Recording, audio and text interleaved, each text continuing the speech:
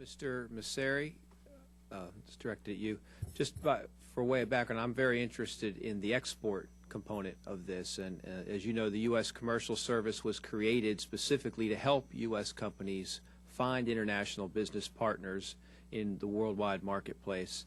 And one such example is in my district. I'm familiar with Integ Process Group, which is a small business that designs web-based systems controls for use in manufacturing, and it supports many larger customers, corporate folks that a lot of folks would know the names.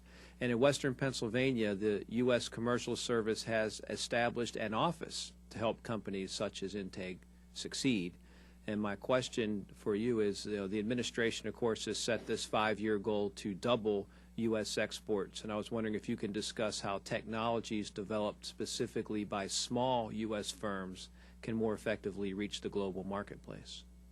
Well, thank you. That is part of what our business is about, so it's sort of an opportune ability for us to address that specifically. Reaching out to international opportunities is really dependent on the most important part of their go-to-market strategy, which is what differentiates their product or service.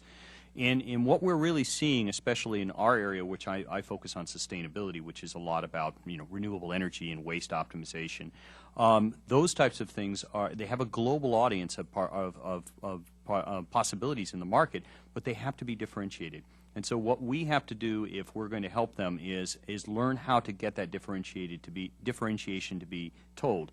And I think we've talked about some of the technologies right here at this table today. Certainly a website, as you know, is now a must-have for every business. In addition to that, we're starting to see a lot of technology along the areas of things like Twitter.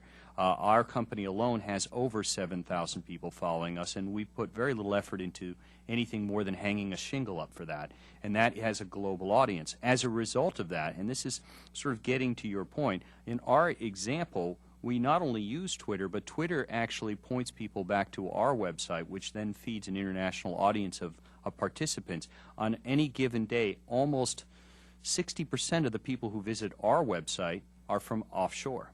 So that is part of the solution. So it's telling a story, differentiating, using the tools. And then lastly, it's using those tools now to get to a market opportunity. And a company like ourselves, that's what we specialize in. So we use the broadband technologies now to connect directly to companies and services in foreign markets. So as we're working today, I'm now setting up a New Zealand office that will allow us to have a beachhead in New Zealand, Australia, which will eventually get us Singapore, Hong Kong, etc. That's all, again, because of broadband technology.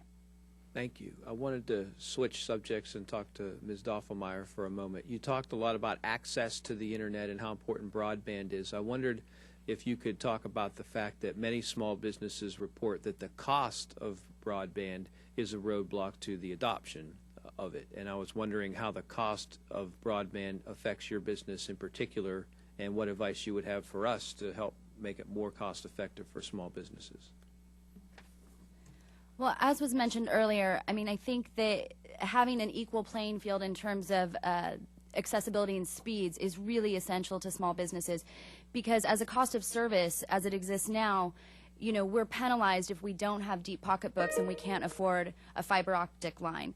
So if something goes down in the network, or if our speeds are slow, we're crippled as we go along, or we have to go to a coffee shop or try to find another network. It is particularly in our business where we're always on the road and we're not always at our office or at our home with our speeds at home.